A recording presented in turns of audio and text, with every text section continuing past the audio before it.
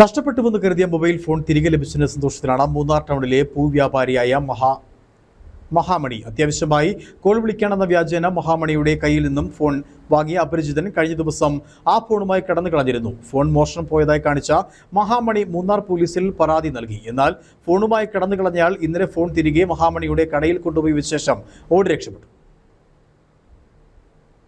മൂന്നാർ ടൗണിലെ പൂവ് വ്യാപാരിയാണ് മഹാമണി. ടൗണിൽ ചർച്ചിൽ പാലത്തിന് സമീപമിരുന്നാണ് മഹാമണി പൂവ് കച്ചവടം നടത്തുന്നത്.